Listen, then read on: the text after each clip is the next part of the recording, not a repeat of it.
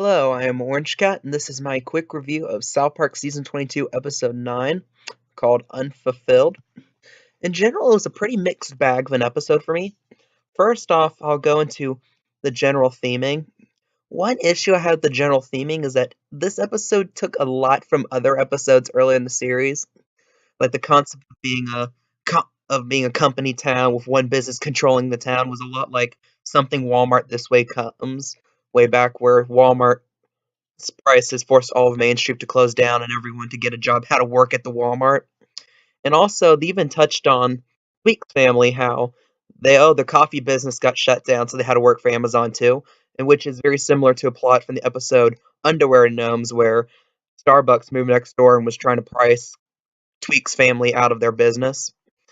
But at the same time, the whole concept of a strike element to it really added something different to it, which I think really helped the episode along, where it didn't just basically turn into a basic retread of those plots.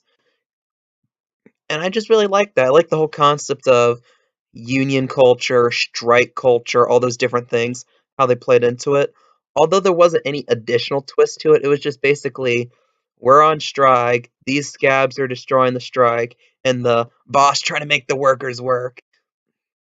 All that was kind of by the numbers. So that's a bit of a downside of the episode.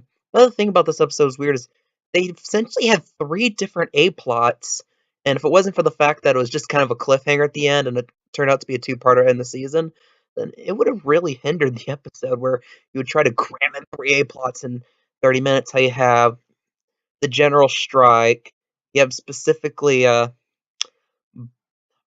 Butter's dad dealing with the strike, wanting to help his son, which is a weird thing for the dad since he seemed to be a very strict dad who was very quick to punish his son, quick to ground his son, that being a running gag in the series, how easily Butters gets grounded. It was interesting. I actually kind of liked how Butters' dad would be willing to face his fellow employees, break the strike line just to make money for his son to participate in the bike parade. And I like that, honestly. But they also had the other attempted A plot with the four boys and the four main boys of the show entering the bike parade too, which, especially considering how a lot of these characters had their own separate plots recently, like you had Stan Integrity Farms one kind of having his own issues with his dad starting the marijuana farm. You had Cartman in this anxiety thing. And then Kenny, it's been a noted thing how the last few seasons have had very little Kenny. Really, the only Kenny heavy episode I can think of the last few or so seasons was the gentrification one, the Soto Sopa episode way back, the city part of town, that episode 4 or so seasons ago. Other than that, Kenny's been at best a very scarcely used background character. And Cartman even mentions that when he says, "Well, Stan lives on a farm. I have anxiety. No one's talked to Kenny, and Kyle's just Kyle." I think really perfectly just quickly described what's been going on with the characters in the last few years and how they've kind of in a weird way drifted apart and how they want to do this one unifying thing to really cement their friendship in a way. Which kind of reminds me, yeah, I'm gonna have to mention Fully Cooley Alternative again. The first episode of it where the girls decide to build a bottle rocket together was really a lot like that too, where it just showed how the girls got together, got along well, and was able to unify around a common goal, which is something I think South Park did very well in this episode. Though we'll see in the second part how things go on, how they were not able to find what they wanted, how to go to the mall. And I especially liked how the mall is like decrepit, since if you look throughout the country, most malls have had a giant decrease in use over time.